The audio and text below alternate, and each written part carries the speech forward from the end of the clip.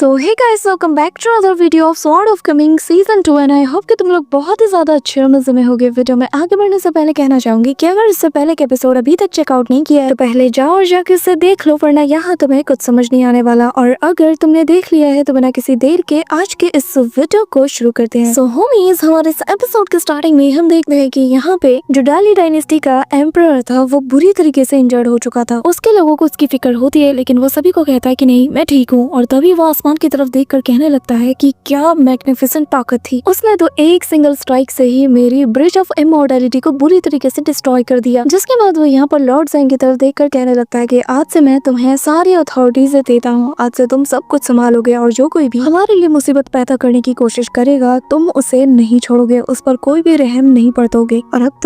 और अब तो हमारे इस व्हाइट जेट पैलेस को भी डिस्कवर कर लिया गया है, तो इसके जो भी मैटर्स होंगे उसे मैं खुद संभाल लूंगा। ये कहते साथ ही वो यहाँ पर उसे जाने का ऑर्डर देता है, जिस पर लॉर्ड ज़ेन ऑर्डर पाते ही यहाँ से चला जाता है। तो यहाँ पर अपने पैलेस की तरफ देखकर कहने लगता है कि आज के जमाने का जो व्हाइट जेट कैपिटल है वो तो 5th रियलम के ऊपर के कल्टीवेटर्स को पूरी तरीके से मिटा के रखना चाहता है, और ऐसा लगता है कि ये बस एक फूलिश ड्रीम बन के रह जाएगा। तभी यहाँ पे सीनियर बताने लगते हैं कि मुझे लगता है कि लियांग के साथ कोई यहाँ पे मिला हुआ है, कोई हमारे ही बीच में है जिसने की सारी खबर उसे प्रोवाइड की। तभी तो, वरना वो लियांग जैसा इतना पावरफुल कल्टीवेटर बिल्कुल सही मौके पर यहाँ पे कैसे आ सकता है। ऐसा लगता है कि कोई है जो कि अदर कॉन्टिनेंट के साथ मिला हुआ है और जो कि हमारे ग्रेट डाली डायनेस्टी के भलाई के बारे में नहीं सोचता, और इस मौके का फायदा उठाकर बाकी के जो कॉन्टिनेंट है वो भी शायद हम पे हमला करे। एम्परर को काफी ज्यादा गुस्सा आता है, वो अपने दांत पीसते हुए कहने लगता है कि वाकई में हम लोग एक बहुत ही कैओटिक एरा में मौजूद है। कि तभी यहाँ पर सॉन्ग मुंह दौड़ते हुए आकर एम्परर से अपने स्वॉर्ड का सवाल करता है और कहता है कि आखिर मेरी स्वॉर्ड्स कहाँ चली गई। कि तभी यहाँ पे जो मास्टर लू है वो बताने लगते हैं कि वो लियांग मुसीबत बन के जो हमारे ऊपर गिरा था वो अपने साथ उन्हें लेके चला गया। ये सुनकर तो सॉन्ग को और ज्यादा गुस्सा आता है। कि तभी एम्परर अपने बेटे और अपने आसपास एक साउंड प्रूफ बैरियर को बना देता है और कहने लगता है कि जो चीज जा चुकी है वो जा चुकी है, उसके बारे में ज्यादा मत सोचो। जिस पे सॉन्ग कहने लगता है कि आखिर मैं उन्हें कैसे जाने दूं, हमारे इस डाली कॉन्टिनेंट के वो सिग्निफिकेंट फोर्स था जिसके चलते बाकी के कॉन्टिनेंट्स हमसे काफी ज्यादा खौफ खाते थे, जिसके चलते हम लोग अब तक राज करते आए हैं, ऐसा तुम कमजोर हो जाएंगे। कि तभी वो अपने बेटे को अपने पास बुलाता है और यहाँ पे सॉन्ग उसके पास जाके बैठता है। तो यहाँ पे उसका फादर बताता है कि चिंता मत कर, जब तक एक डायनेस्टी का रूलर जिंदा है और उसे पता है कि प्रॉब्लम्स को कैसे सॉल्व किया जाए, तब तक उसकी डायनेस्टी पे कोई भी आंच नहीं आ सकती और उसकी डायनेस्टी और ज्यादा स्ट्रॉन्ग भी बन सकती है। लेकिन अगर तुम प्रॉब्लम्स में उलझ के रह जाओगे तो इसका मतलब ये है कि तुम आगे चलकर एक बहुत ही अच्छे रूलर नहीं बन सकते। मैं जानता हूँ कि जिस सिचुएशन से इस वक्त हम और हमारी ये डायनेस्टी गुजर रहे हैं ये बहुत ही ज्यादा हार्ड है, लेकिन मैं इस पर रिग्रेट नहीं करता। जिस पे इसका बेटा कहता है कि पर क्यों, जिस पे वो कहने लगता है कि वो इसलिए कि ये मेरी एस्टेब्लिशमेंट का प्रूफ है, जिसके दम पर मैंने इस पूरी डाली डायनेस्टी को एस्टेब्लिश किया था। और मैं जानता हूँ कि वहाँ ऊपर ऊंचाइयों में फिर चाहे वो इवल्स हो या फिर गॉड्स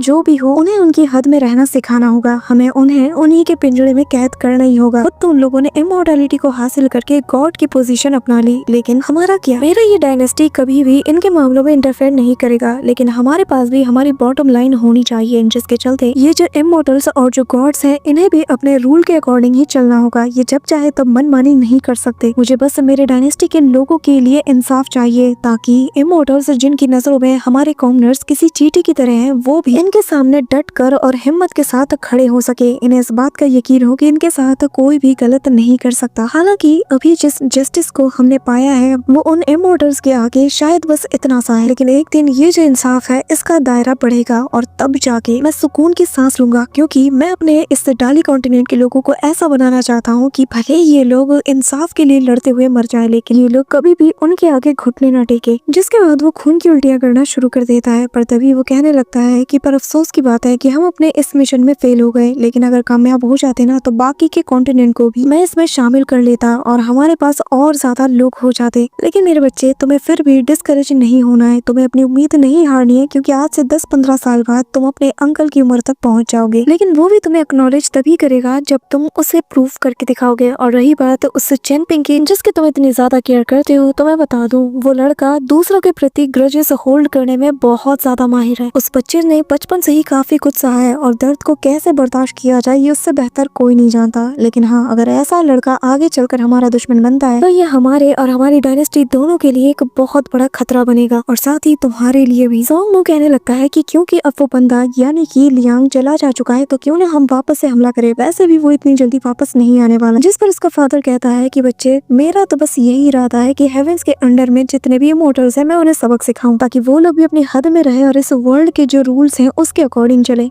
जिसके बाद वो कहने लगता है कि पर मेरे प्लानिंग के अकॉर्डिंग कुछ भी नहीं हुआ और अब ऐसा लग रहा है कि मेरी जो लाइफ स्पैन है वो बिल्कुल रेत की तरह हाथ से फिसलती हुई जा रही है। कि तभी यहाँ पर जो एम्परर है वहाँ से उठ के जाने लगता है और तभी यहाँ पर जो सॉन्ग है वो अपने हाथों में चेक करता है और जैसे ही वो उस टेक्स्ट को रीड करता है वो काफी ज्यादा पैनिक कर जाता है और वो अपने फादर को देखकर कहने लगता है कि नहीं, आप ऐसे मुझे छोड़ के नहीं जा सकते। कि तभी इसका फादर यानी कि एम्परर कहने लगता है कि हजारों मीलों का सफर एक कदम से शुरू होता है और मैं यही चाहूंगा कि मेरे बच्चे आज से तुम तीनों वक्त का खाना बहुत ही अच्छे से खाओ और अपना खास ख्याल रखना। कि तभी यहाँ से वो गायब हो जाता है और अगले ही पल यहाँ पे हमें सोंगमू की मदर को दिखाया जाता है जो कि यहाँ पे मास्टर जी के सीनियर ब्रदर के पास आकर कहने लगती है कि आखिर अब हम क्या करें। जिस पे वो कहने लगता है कि मौत का इंतजार करो। कि तभी ये सुनते साथ ही यहाँ पर सोंगमू की मदर को गुस्सा आता है और फिर वो कहने लगती है कि आखिर आप ये क्या बकवास कर रहे हैं, क्या आप कोई भले की बात कर सकते हैं। अब तो मुझे आप पे शक हो रहा है क्योंकि आप लियांग को बहुत पहले से जानते थे, आपने उसे अंदर आने दिया होगा और हमारे व्हाइट जेड कैपिटल का ये हाल हुआ है। जिस पे वो कहने लगता है कि अगर मेरा फॉर्मेशन नहीं होता तो व्हाइट जेड कैपिटल से पहले जितने भी लोग बसे थे ना,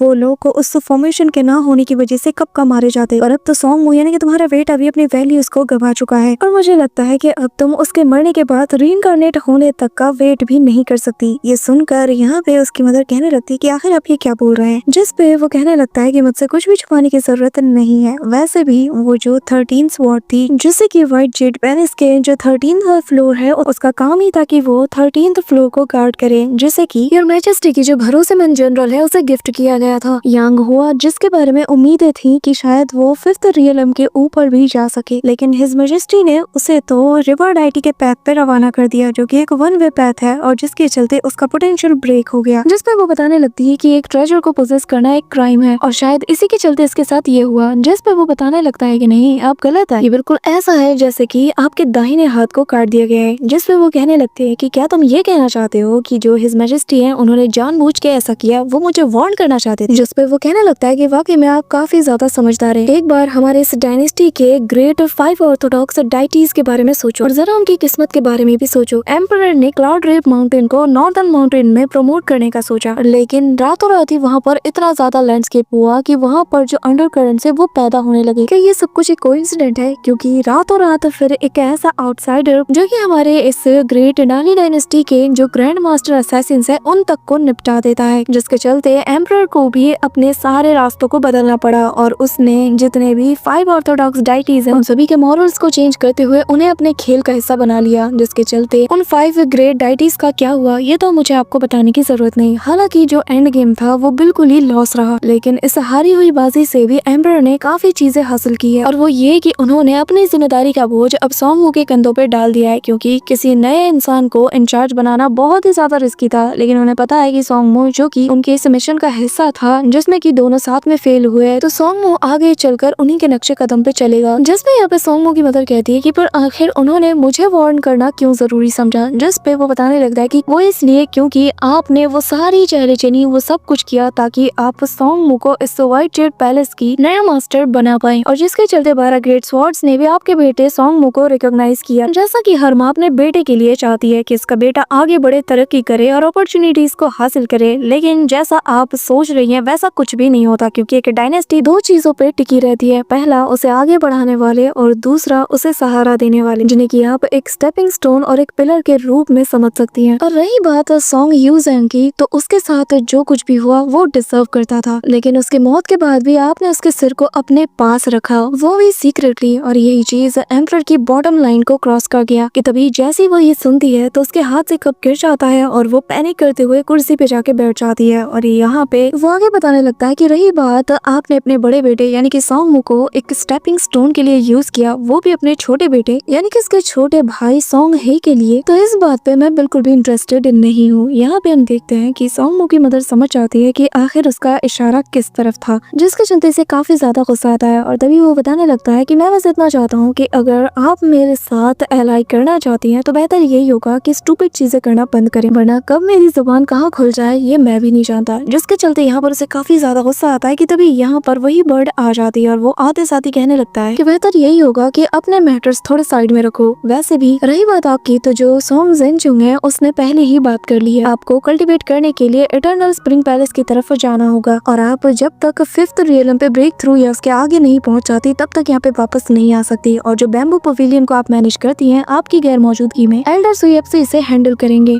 यहाँ पे हम देखते हैं कि हिज मैजेस्टी का ऑर्डर इन दोनों को मिल चुका था, जिसके चलते ये दोनों आपस में कोऑपरेट करते हुए उनका शुक्रिया अदा करते हैं। और अभी ये जो बर्ड था ये आगे उनके मैसेजेस को बताने लगता है कि सॉन्ग यहाँ यांगशन में ही रहेगा ताकि वो अपनी स्टडी को कंप्लीट करे। और अगर तुम्हें ये लग रहा है कि तुम वहाँ पे अकेली रहोगी तो तुम अपने साथ सॉन्ग मुंह को ले जा सकती हो। यहाँ पे ये सुनते साथ ही उसे काफी ज्यादा डर लगता है कि तभी वो कहने लगता है कि ठीक है, फिर उम्मीद करता हूँ कि आप दोनों ने सब कुछ डिसाइड कर लिया होगा। ये कहते साथ ही वो बर्ड यहाँ से चला जाता है और यहाँ पे हम देखते हैं कि सॉन्ग मुंह की मदद पैनिक करते हुए चेयर में बैठ जाती है। उसे यकीन नहीं हो रहा था कि एम्परर को सारी बात पता है कि तभी सीन शिफ्ट होता है और हम यहाँ पे जो मास्टर लाओ तांग है उन्हें देखते हैं, जो कि यहाँ पे अपने पीछे मौजूद सॉन्ग हे को देखकर कहने लगता है कि कैसी चल रही है तुम्हारी स्टडी। जिस पे वो कहने लगता है कि क्या आपको नजर नहीं आ रहा। जिस पे वो कहने लगता है कि चलो अच्छा हुआ कि तुम्हारे टीचर ने जो सुई चैन के साथ तुम्हारा कनेक्शन है उसे काट दिया, ये बिल्कुल अच्छा किया उसने। जिस पे वो कहने लगता है कि मेरी सोल का आधा हिस्सा ऑलरेडी इसके बॉडी में ट्रैप है, लेकिन नहीं, ये काफी नहीं था कि मुझे यहाँ पर दिन रात पढ़ने के लिए छोड़ दिया गया और मुझसे ये कहा जाता है कि मैं यहाँ पर इन ओल्ड बुक्स को पढ़ता रहूं ताकि मैं आगे चलकर चेनपिंग को फॉलो करता रहूं। आखिर मैं उस चेनपिंग को क्या फॉलो करूं, उस लड़के से भला मैं क्या सीखूं कि लकड़ी कैसे काटते हैं और कोयला कैसे बनाया जाता है। ये एक बार उस ओल्ड मैन को यहाँ पे आने दो, फिर मैं उसे इतना अच्छा सबक सिखाऊंगा कि वो याद रखेगा। कि तभी यहाँ पे लाओ तांग कहने लगता है कि जरा देख के और अपनी जुबान संभाल के, किसे पता उसने तुम्हारी बात सुन ली हो और फिर वो तुम्हें यहाँ के पनिश करे। जिस पे वो कहता है कि नहीं, इतने दूर से वो मेरी बात नहीं सुन सकता। और तभी यहाँ पर ऊपर से और सारी किताबें इसके लिए गिरने लगती है, जो देखकर लाओ तांग यहाँ से जाने लगता है और कहता है कि लगता है कि किसी को आज पूरी रात बैठ के यहाँ पे पढ़ना होगा। जिस पे वो भड़क जाता है और कहने लगता है कि मैं समझ गया, तुमने ही जानबूझकर उस ओल्ड मैन को बताया होगा, है ना। कि तभी यहाँ पर पीछे से इसे डंडे से मार भी पड़ती है, तो वो कहने लगता है कि चाहे जो हो जाए मैं नहीं पढ़ने वाला तो बस नहीं पढ़ने वाला और कोई भी मेरी मर्जी के खिलाफ मुझसे कुछ नहीं करवा सकता। लेकिन हम थोड़ी देर बाद का सीन देखते हैं जहाँ पे बेचारे हे की हालत तो खराब हो जाती है और वो रोते हुए कहने लगता है कि ओल्ड मैन, मैं तुम्हें छोड़ने नहीं वाला। वहीं दूसरी तरफ हम यहाँ पर उसके मास्टर को देखते हैं, जो कि यहाँ पर नाव की सवारी कर रहे थे। कि तभी यहाँ पर जैसे ही उनके नाव हिचकोले खाती है तो यहाँ पे उसे भी उल्टियाँ आने लगती है। यहाँ पे हमें इस मास्टर का नाम वेनशेंग बताया जाता है, जो कि यहाँ पे ट्रैवल कर रहा था और यहाँ पर जो नाव को चला रहा नाविक था वो उसे कोई ऑर्डिनरी मास्टर समझ लेता है और कहने लगता है कि जरा मुझे इसके मजे लेने दो। और वो उससे कहने लगता है कि ओल्ड मैन, बताओ आखिर तुम हमारे इस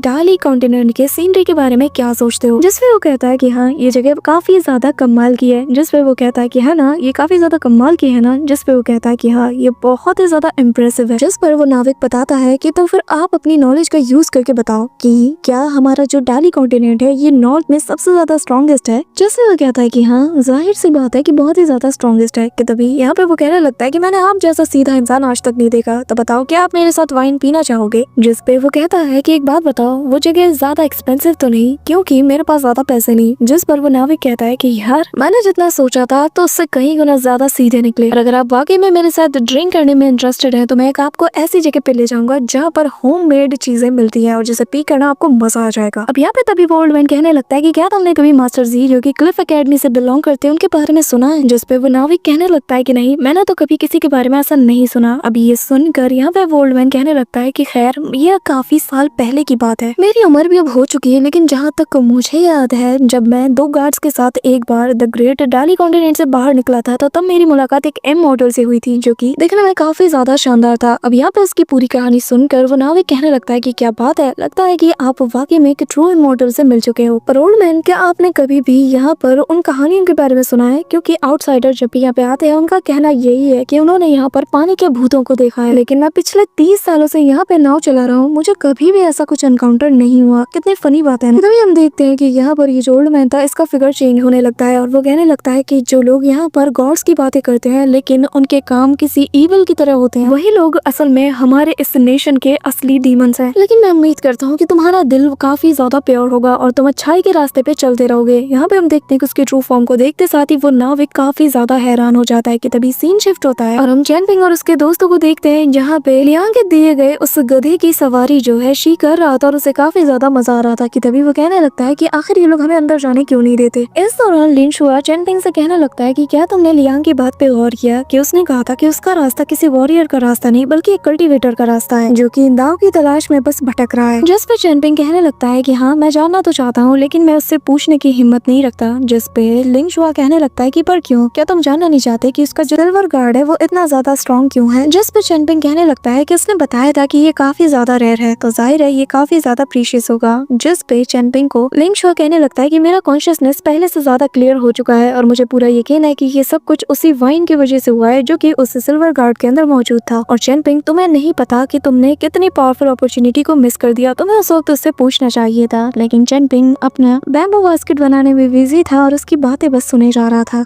कि तभी चैनपिंग कहने लगता है कि मैंने सब कुछ नोटिस किया है और मैं जानता हूँ कि कब चलना है, कब बोलना है और कब ठहरना है। हमारा सफर फिलहाल बहुत ज्यादा लंबा है और मुझे खुशी है कि हम में से कोई भी हर्ट नहीं हुआ। कि तभी यहाँ पे लिंग शुआ कहने लगता है कि पर ऐसे अचानक से लियांग का जाना और फिर जूलू और जू है दोनों का जाना भी मुझे बिल्कुल भी अच्छा नहीं लग रहा। ये जगह कितनी ज्यादा खामोश हो गई है। जिस पे वो कहने लगता है कि अगर जू है ने खुद को नहीं बदला तो एक दिन उसके चलते उसके फादर की जान जरूर चली जाएगी। न जाने उसके पास इतने अच्छे फादर क्यों है। कि तभी यहाँ पर ये सुनकर लिंग शुआ कहने लगता है कि तुम्हें क्या लगता है कि दुनिया के सारे पेरेंट्स अच्छे होते हैं। जिस पे चैनपिंग कहता है कि बाकियों का तो मुझे नहीं पता लेकिन मेरे जो पेरेंट्स रहे थे वो मेरे लिए काफी ज्यादा अच्छे थे। जिस पे लिंग शुआ कहने लगता है कि हाँ मैं समझ गया कि सारे पेरेंट्स एक जैसे नहीं होते। कि तभी वो अपने पेरेंट्स को याद करता है और उसकी नजर यहाँ पे चैनपिंग पे जाती है जो कि बैम्बू को बहुत ही पतले और काफी ज्यादा शार्प स्ट्रिप्स में काट रहा था, जो देखकर वो कहने लगता है कि चैनपिंग जरा धीमे काम करो इससे पहले कि तुम्हारे हाथ में चोट लग जाए। जिस पे वो कहने लगता है कि मुझे इसे और ज्यादा पतला करना होगा क्योंकि एक दिन तुम भी लियांग की तरह हवा से बातें करते हुए सफर करोगे और अगर मैं इस बैम्बू बॉक्स को नॉर्मल वे में बनाऊं तो ये 2 दिन भी टिक नहीं पाएगा। इसलिए मुझे इसे जितना ज्यादा थिन हो सके उतना बनाना होगा ताकि हवा इसके आसपास से गुजरती रहे। कि तभी यहाँ पर कुछ लोग आकर जो शी असु कहने लगते हैं कि एक बात बताओ, आखिर तुम्हारी हिम्मत कैसे हुई हमारे यंग मास्टर को बुली करने की। कि तभी यहाँ पर शी रोते हुए कहने लगता है कि मैंने ऐसा कुछ भी नहीं किया और तभी वो यहाँ पर चैनपिंग से जाके लिपट जाता है, रोने लगता है। अब चैनपिंग इससे पूछने लगता है कि बताओ आखिर क्या हुआ। कि तभी उस लड़के की माँ गला फाड़ते हुए कहती है कि हुआ क्या है, साफ दिख रहा है कि तुम्हारा ये जो बीस्ट है ना, ये जो दैत्य यहाँ पे मौजूद है, इसने मेरे बेटे को हर्ट किया। यहाँ पे ये लोग असल में लियांग के दिए गए उस गधे की बात कर रहे थे जिसका नाम यहाँ पे शी ने श्याओ भाई रखा है और वो कहने लगता है कि श्याओ भाई ने ऐसा कुछ नहीं किया। कि तभी चैनपिंग उससे पूछता है और कहता है कि मुझे पूरी बात बताओ। जिस पे वो बताने लगता है कि असल में श्याओ भाई को इस लड़के ने प्रोवोक किया और जिसके चलते ही उसने इस पर हमला किया। यहाँ तक कि इस लड़के ने तो उसके पैर पर उसे मार के बहुत बुरी तरीके से इंजर्ड भी कर दिया है। जरा देखो अभी भी खून बह रहा है। जिस पर इस लड़के की माँ कहती है कि अगर मेरे बेटे का चोट दिख नहीं रहा इसका मतलब ये थोड़ी है कि इसे चोट नहीं लगी, तब क्या होता अगर ये बुरी तरीके से इंजर्ड हो जाता। कि तभी यहाँ पर पीछे से एक बंदा भी आकर कहने लगता है कि जाओ जाओ जल्द से जल्द अपने पेरेंट्स को यहाँ पे बुलाओ क्योंकि तुम लोग अभी बच्चे हो और हमारा जुर्माना तुम लोग अफोर्ड नहीं कर सकते। जिस पे चैनपिंग आगे आते हुए कहता है कि यहाँ पे सब कुछ मैं डिसाइड करूंगा। तो सुनकर इस बंदे को और ज्यादा गुस्सा आता है। कि तभी बाओ पेंग दौड़ते हुए आती है और कहने लगती है कि मेरा शेरवे ऐसा कभी नहीं कर सकता, उसे तो काफी अच्छे से हमने ट्रेन किया है, मुझे पूरा यकीन है कि इस लड़के ने कुछ किया होगा। तो बताओ आखिर तुमने क्या किया, मुझे पूरी कहानी जाननी है। कि तभी यहाँ पर उसकी मदर कहने लगती है कि तुम्हारी हिम्मत कैसी हुई मेरे बेटे को डांटने की। ये कहते हुए वो पाओ पिंग को धक्का देती है और कहने लगती है कि जल्द से जल्द अपने इस बीस्ट को मार दो और नदी में फेंक दो। और रही बात इस लंबी जुबान वाली लड़की की, तो ये आज से मेरे बेटे के लिए उसकी पर्सनल मेड की तरह काम करेगी। पाओ पिंग का तो यहाँ पे खून खौल उठता है। कि तभी शी कहने लगता है कि कोई भी शाह भाई को हाथ नहीं लगाएगा, किसी को भी डांटना है, मारना है, चीखना है, चिल्लाना है मुझ पे करो, लेकिन कोई भी मेरे शाह भाई के पास नहीं जाएगा, यहाँ तक कि मैं इसके लिए माफी मांगने के लिए भी तैयार हूँ। जो सुनकर यहाँ पे चैनपिंग कहने लगता है कि माफी पर किस बात की, हमने तो कुछ गलत किया भी नहीं। जो सुनकर यहाँ पर वो बंदा अपने सोल्जर को ऑर्डर देता है और कहता है कि इसे खत्म कर दो। अब यहाँ पे वो आगे आता है, चैनपिंग भी आगे आता है और ये बंदा कहने लगता है कि मैं 3rd रेलम का कल्टीवेटर हूँ और तुम मेरे सामने टिक नहीं सकते, तो बच्चे मुझे बाद में ब्लेम मत करना। ये कहते साथ ही वो चैनपिंग के ऊपर टूट पड़ता है, लेकिन चैनपिंग तो यहाँ पर चुटकियों में से मसल देता है और घुमा के एक जोरदार फिस्ट उसके पेट में लैंड करता है, जिसके चलते ये उड़ता हुआ जाकर सामने वाले रूम में गिरता है। कि तभी यहाँ पर वो जो लेडी थी वो यहाँ पे अपना गला फाड़ फाड़ के इन लोगों को बुरा भला कह रही थी। और तभी चैनपिंग का फिस्ट उसके फेस के सामने आके रुक जाता है कि तभी यहाँ पे वो बंदा कहने लगता है कि खबरदार तुमने जो इनको कुछ भी किया। इस रिवर के एंड में जो इलाका है ना, मैं वहाँ का मजिस्ट्रेट हूँ, तो जरा सोच लो कि आगे का सफर तुम्हारा कैसा हो सकता है। मैं तुम लोगों को जेल के अंदर फिकवा सकता हूँ। इस दौरान हम देखते हैं कि वो जो लड़का था वो उसके पैर पे अटैक करता है, लेकिन तभी चैनपिंग घुमा के एक जोरदार थप्पड़ उस लेडी के फेस पे जड़ता है और माँ बेटे दूर गिरते हैं। क्योंकि चैनपिंग ने हमला तब किया था जब उसके ऊपर हमला हुआ था, तो अब उसके पास कोई रीजन बचा ही नहीं जिसके चलते ये बंदा चैनपिंग और उसके साथियों को टॉर्चर करे। अब यहाँ पे हम एक ओल्ड मैन को देखते हैं जो कि आता है और कहने लगता है कि लड़के, तुम्हें अपनी हदों का पता होना चाहिए कि कब रुकना है और कब आगे बढ़ना है। कि तभी यहाँ पे दूसरा बंदा कहने लगता है कि इन लोगों को तो माफी मिलने से रही, मैं इन्हें अभी सबक सिखाना चाहता हूँ। कि तभी यहाँ पे चैनपिंग लिंगशुआ को इशारा करता है और वो अपने तलिस्मान को रेडी करता है। इस दौरान यहाँ पे ये ओल्ड मैन था अपने लिंगशुआ स्वॉर्ड से चैनपिंग पे हमला कर देता है और तभी हम उसी घोस्टली फिगर को देखते हैं जो कि यहाँ पे सीक्रेटली चैनपिंग की हेल्प करता है और यहाँ उस स्वॉर्ड समेत उस स्वॉर्ड के ओनर को पानी में गिरा देता है। अब ये बंदा चिल्लाते हुए कहता है कि प्लीज मुझे बचा लो, मुझे तैरना नहीं आता। जिसके बाद वो जो फेशियल का बंदा था वो यहाँ पर चैनपिंग से माफी मांगने लगता है और फिर हमें पता चलता है कि असल में उसी तलिस्मान के चलते यहाँ पर वो जो घोस्टली फिगर था वो आकर इनकी मदद करता है। कि तभी यहाँ पे जो शी था वो आकर चैनपिंग से माफी मांगता है कि आज ये सब कुछ शायद मेरी वजह से ही हुआ है। कि तभी चैनपिंग उससे कहने लगता है कि तुमने ऑलरेडी माफी मांग ली है, तो बार बार तुम्हें गिल्टी फील करने की जरूरत नहीं है। जिस पर शी कहता है कि हाँ मैं समझ गया। और तभी वो कहता है कि वैसे पता है जब तुम फाइट करते हो ना बहुत ही ज्यादा कमाल के लगते हो, शायद मुझे भी तुम्हें बाओपिंग की तरह लिटिल ग्रैंड अंकल कहना चाहिए। जिस पर बाओपिंग मुंह बना लेती है। इस दौरान यहाँ पे बाओपिंग कहने लगती है कि वैसे एक बात बताओ, आखिर तुम्हारा हेयर पिन कहाँ गया? लगता है कि किसी ने चुरा लिया है। कि तभी चैनपिंग कहने लगता है कि हाँ शायद चुरा लिया होगा, क्योंकि उस पर जो 8 वर्ड्स लिखे थे वो ज्यादा इंपॉर्टेंट थे और मैंने सभी को याद रखा है। एक दिन मैं अपने लिए ऐसे ही 8 वर्ड्स वाला हेयर पिन जरूर बनाऊंगा। अब यहाँ पे हम देखते हैं कि उसके हेयर पिन को उसी ओल्ड मैन ने चुरा लिया था और अब वो उसे अपने पास रखते हुए आगे बढ़ने लगता है और कहता है कि वैसे ये काफी कमाल की चीज है, लगा नहीं था कि डिफरेंट पैथ में चलकर भी तुम उस इंसान से मिल सकते हो। कि तभी यहाँ पर एक छोटे बच्चे का हाथ उसे थाम लेता है और तभी वो ओल्ड मैन कहने लगता है कि लगा नहीं था कि तुम्हारी ये चीज मुझे यहाँ इस लड़के के पास मिलेगी। इसी के साथ हम देखते हैं कि चैनपिंग अपने साथियों के साथ सफर पे आगे बढ़ जाता है और यहाँ पे लगातार वो प्रैक्टिस करता रहता है। कि तभी रात हो जाती है और बाओपिंग कहने लगती है कि लिटिल ग्रैंड अंकल, क्या आपको कोई चीज परेशान कर रही है? जिस पे चैनपिंग कहता है कि असल में मैं सोच रहा हूँ कि क्यों ना मैं भी तुम सबके साथ किताबें पढ़ना शुरू कर दूं, ताकि मुझे सही और गलत का पता हो, ताकि मेरे पास एक रीजन हो। जिस पर शी कहता है कि तुम और लियांग दोनों फाइटिंग में काफी ज्यादा कमाल के हो, तो भला तुम लोगों को रीजन की क्या जरूरत है? जिस पे लिंगशुआ और बाओपिंग भी इससे एग्री करते हैं। कि तभी यहाँ पे चैनपिंग मन में कहने लगता है कि असल में ये मेरा एक पर्सनल रीजन है कि आगे चलकर मैं कभी भी अगर अपने दुश्मन से फाइट करूँ तो मेरे पास ये बिलीव होना चाहिए कि मैं जिस फिस्ट को यूज कर रहा हूँ, जिस अटैक को यूज कर रहा हूँ, ये बिल्कुल सही है। असल में मुझे मार्गदर्शन की जरूरत है और इसीलिए मैं पढ़ना लिखना चाहता हूँ। जिसके बाद वो एक लंबी सांस लेते हुए इन सभी को भी ये बात बता देता है और उसकी बातें सुनते साथ ही यहाँ पे लिंगशुआ कहने लगता है कि न जाने ऐसा क्यों लग रहा है कि मैंने ये सारी बातें मास्टर जी से सुनी है जब वो दाओ के गैप के बारे में बताते हैं। तभी यहाँ पर चैनपिंग से शी कहने लगता है कि क्यों ना हम लोग जब टाउन वापस जाए तो तुम सभी लोग मेरे घर पे आओ। जिस पे चैनपिंग कहता है कि पर तुम्हारे मदर एंड फादर तो तुम्हें छोड़ के जा चुकी हैं। जो सुनकर वो काफी ज्यादा रोने लगता है और तभी चैनपिंग उससे कहने लगता है कि इसमें रोने वाली क्या बात है, तुम्हारे फादर ने तो तुमसे प्रॉमिस किया है ना कि जिस दिन तुम एक स्कॉलर बन जाओगे तो वो तुमसे मिलने जरूर आएगा। जिस पे शी रोते हुए कहता है कि पर मैं जब भी बुक्स को ओपन करता हूँ तो मैं लेजी बन जाता हूँ, मुझसे बिल्कुल भी पढ़ा नहीं जाता और मुझे डर है कि अगर मैं कभी स्कॉलर नहीं बन पाया तो शायद मेरे फादर मेरे पास वापस भी नहीं आएंगे और कोई भी मुझे शायद ना चाहे। ऊपर से मैं गरीब हूँ, पता नहीं मेरा क्या होगा। जिस पे चैनपिंग कहने लगता है कि किसने कहा कि तुम गरीब हो, जरा अपने पास देखो, तुम्हारे पास वो जो बुक है वो काफी ज्यादा एक्सपेंसिव है। जिस पर शी हंसते हुए कहता है कि हाँ और मेरे पास एक गधा भी है। तभी बाओपिंग कहने लगती है कि लिटिल ग्रैंड मास्टर, मुझे लगता है कि आपके सवाल का जवाब मेरे पास है। जो सुनने के लिए चैनपिंग उसके पास बैठ जाता है। वो बताने लगती है कि हर किसी का अपना एक रूल होता है जिसे वो फॉलो करता है। हालांकि कंट्री और डिस्ट्रिक्ट इन सभी के अपने अपने रूल होते हैं, लेकिन सभी अपने अपने रूल के हिसाब से फॉलो करते हैं। अब यहाँ पे वो ऐसे सारी बात रिवील कर ही रही होती है कि तभी हम उसी घोस्टली फिगर को देखते हैं जो कि गोल्डन एनर्जी के चपेट में आने से धीरे धीरे पूरी तरीके से रिवील होने लगता है। तो वो यहाँ से काफी दूर चला जाता है। धीरे धीरे करके ये जो हवा थी जो कि गोल्डन कलर की बह रही थी वो यहाँ पर आसपास की हर एक चीज को बुझा देता है और तभी एक मिस्टीरियस पैलेस का सीन देखते हैं जहाँ की लैंटर्न्स को भी ये बुझा देता है। और तभी वो लेडी कहती है कि आखिर इस हवा में ऐसी क्या बात है कि जिसने मेरे यहाँ के लैंटर्न्स को भी बुझा दिया। कहीं इसका मतलब ये तो नहीं कि यहाँ पर मेरी टेरिटरी में एक और स्कॉलर आ गया है। ये कहते साथ ही वो स्कल को कुचल देती है। सो होमीज हमारा आज का ये एपिसोड यहीं पे एंड होता है और ये लेडी कौन थी ये हमें नेक्स्ट एपिसोड में पता चलेगा। So that's it for today guys. I hope कि तुम सबको आज की ये वीडियो काफी ज्यादा पसंद आई होगी। अगर हाँ तो वीडियो को लाइक करना, चैनल पे नए हो तो सब्सक्राइब करना। तो मिलते हैं नेक्स्ट वीडियो में, तब तक के लिए बाय।